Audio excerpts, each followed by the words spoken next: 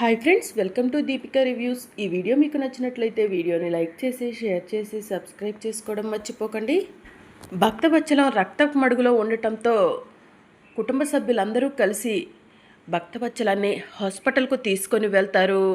ఇక విహారీ వాళ్ళు భక్తవత్సలాన్ని హాస్పిటల్కు తీసుకెళ్తూ ఉంటే విహారీ వాళ్ళ వెనకే అంబిక నుంచొని, నాన్న ఎంతగానో చెప్పి చూశాను నా గురించి నిజం బయటికి చెప్పొద్దు అని, కానీ నా మాట మీరు వినిపించుకోలేదు.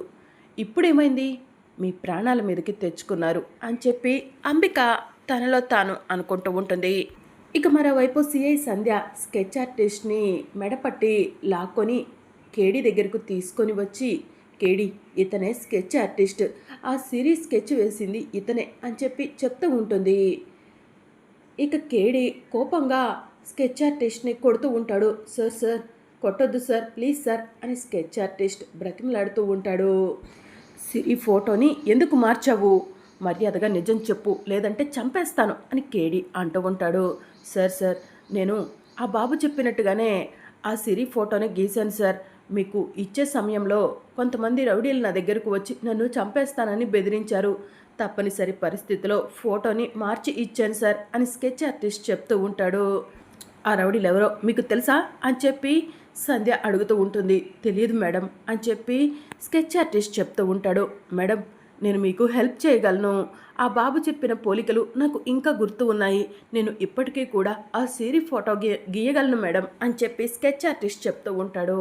అయితే త్వరగా ఆ సిరి ఫోటోని స్కెచ్ వేయి అని కేడి చెప్తూ ఉంటాడు. ఇక స్కెచ్ ఆర్టిస్ట్ సిరి ఫోటోని స్కెచ్ వేసి తీసుకొని కేడి దగ్గరకు వెళ్తాడు. కేడి ఫోటోని చూసి పక్కాగా ఈ అమ్మాయినా సిరి అని చెప్పి అడుగుతూ ఉంటాడు. అవును సార్, మీకు అంత అనుమానంగా ఉంటే ఆ బాబుని పిలిపించి అడగండి, వాళ్ళమ్మ ఈవిడో కాదో అని చెప్పి స్కెచ్ ఆర్టిస్ట్ చెప్తూ ఉంటాడు. కేడి ఏది ఆ సిరి ఫోటో ఇలా ఇవ్వు అని చెప్పి సంధ్య అంటుంది.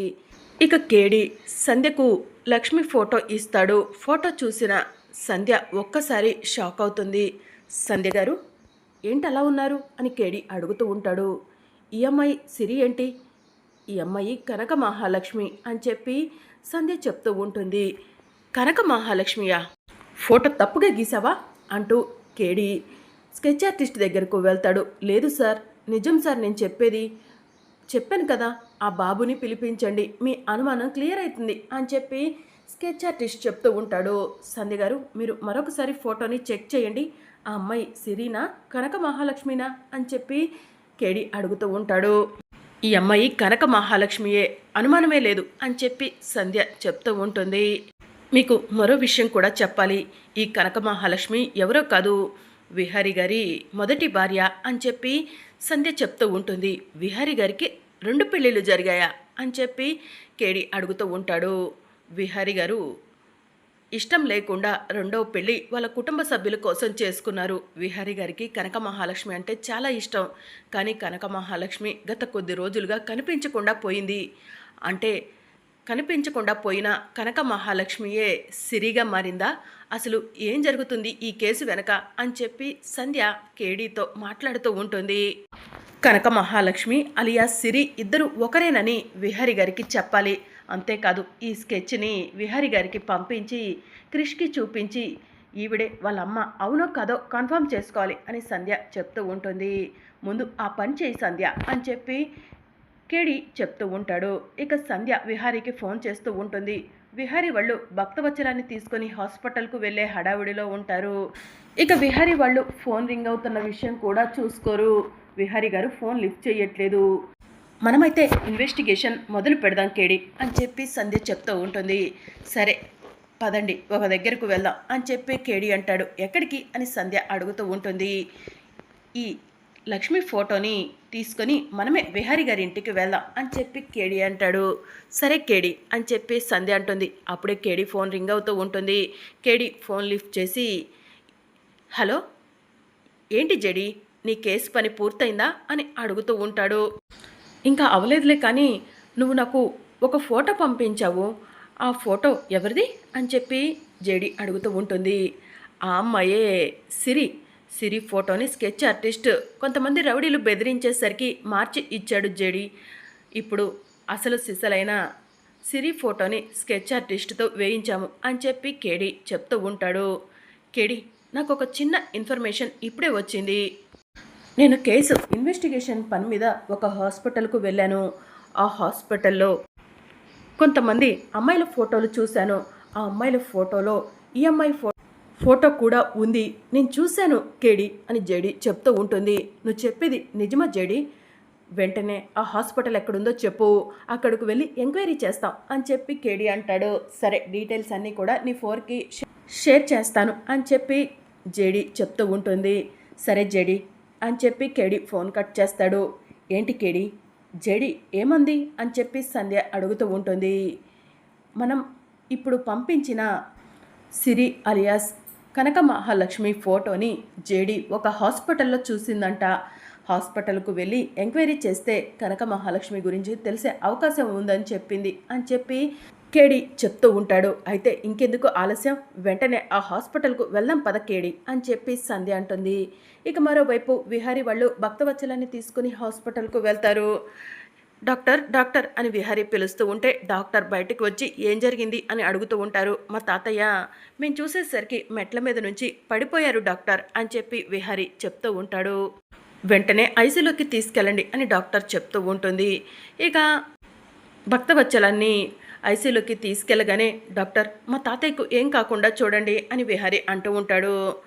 ముందు అతని కండిషన్ ఏంటో చెక్ చేసి చెప్తాను అని డాక్టర్ కూడా భక్తవత్సలం ఉన్న ఐసీలోకి వెళ్ళిపోతుంది. ఇలా జరిగిందేంటి మామయ్య గారికి అని చెప్పి యమున టెన్షన్ పడుతూ ఉంటుంది. ఇక అప్పుడే విహారీ ఫోన్ చూసుకుంటాడు. సంధ్య గారేంటి నాకు ఫోన్ చేశారు అని విహారీ తనలో తాను అనుకొని విహారీ సంధ్యకు ఫోన్ చేస్తాడు. సంధ్య ఫోన్ లిఫ్ట్ చేస్తుంది. సంధ్య గారు ఏంటి ఫోన్ చేశారు అని విహారీ అడుగుతూ ఉంటాడు. విహారీ గారు ఏదైనా పని మీద ఉన్నారా అని చెప్పి సంధ్య అడుగుతూ ఉంటుంది. తాతయ్య అనుకోకుండా మెట్ల మీద నుంచి కింద పడిపోయారు, హాస్పిటల్లో అడ్మిట్ చేశాము అని చెప్పి విహారీ చెప్తూ ఉంటాడు. ఏ హాస్పిటల్ విహారీ గారు అని సంధ్య అడుగుతూ ఉంటుంది. విహారీ హాస్పిటల్ పేరు చెప్పగానే మేం కూడా అదే హాస్పిటల్లో ఉన్నాం విహారీ గారు అని చెప్పి సంధ్య అంటుంది. అదే హాస్పిటల్లో ఉన్నారా? ఏంటి ఏదైనా కేసు పని మీద మీరు కూడా ఇక్కడికి వచ్చారా అని చెప్పి విహారీ అంటూ ఉంటాడు. సిరి కేసు ఇన్వెస్టిగేషన్ పని మీదే అక్కడికి వచ్చాం విహారీ గారు అని చెప్పి సంధ్య చెప్తూ ఉంటుంది. విహారీ గారు నేను మీ ఫోన్కి ఒక ఫోటో పంపించాను చూసారా అని చెప్పి సంధ్య అడుగుతూ ఉంటుంది. సిగ్నల్స్ లేవు సంధ్య గారు, ఫోటో ఏమీ రాలేదు అని విహారీ చెక్ చేసి చెప్తూ ఉంటాడు. క్రిష్ మీ పక్కనే ఉన్నాడా అని చెప్పి సంధ్య అంటుంది. అవును క్రిష్ నా పక్కనే ఉన్నాడు అని చెప్పి విహారీ చెప్తూ ఉంటాడు. సరే విహారీ గారు హాస్పిటల్లో మీరు ఎక్కడున్నారో చెప్పండి, మేము వచ్చి మిమ్మల్ని కలుస్తాం అని సంధ్య చెప్తూ ఉంటుంది. సరే అని చెప్పి విహారీ సంధ్యకు చెప్తూ ఉంటాడు. ఇక మరోవైపు కేడి సంధ్య ఇద్దరూ కలిసి లక్ష్మికి ట్రీట్మెంట్ చేసిన డాక్టర్ దగ్గరకు వెళ్తారు. ఈ అమ్మాయిని మీరు ఎక్కడైనా చూసారా అని లక్ష్మి ఫోటోని డాక్టర్కి చూపిస్తూ ఉంటుంది. ఈ అమ్మాయి మా హాస్పిటల్లోనే అడ్మిట్ అయింది, తన ఫేస్ అంతా కాలిపోతే నేనే తనకి సర్జరీ కూడా చేశాను అని చెప్పి డాక్టర్ చెప్తూ ఉంటుంది. ఈ అమ్మాయి ఎక్కడుంది, డిశ్చార్జ్ అయిందా అని చెప్పి సంధ్య అడుగుతూ ఉంటే లేదు ఈ అమ్మాయి మా హాస్పిటల్లోనే ఉంది, ఇంకా డిశ్చార్జ్ అవ్వలేదు అని డాక్టర్ చెప్తూ ఉంటుంది. ఒకసారి ఈ అమ్మాయిని కలవాలనుకుంటున్నా అని సంధ్య చెప్పడంతో ఐసీలో ఉన్నారు వెళ్ళి చూడండి అని చెప్పి డాక్టర్ చెప్తూ ఉంటుంది. ఇక సంధ్య కేడి ఇద్దరూ కలిసి ఐసీ దగ్గరకు వెళ్తారు. సంధ్య కేడి ఇద్దరు కూడా లక్ష్మి రూమ్లోకి వెళ్ళేసరికి లక్ష్మి వెనక్కి తిరిగి కూర్చొని ఉంటుంది. సిరి అని చెప్పి సంధ్య పిలుస్తుంది. కనక మహాలక్ష్మి అని కేడి పిలవటంతో ఇక లక్ష్మి షాకింగ్గా వెనక్కి తిరిగి చూస్తుంది. సిరి అలియాస్ కనక మహాలక్ష్మి కదా అని కేడి అంటాడు.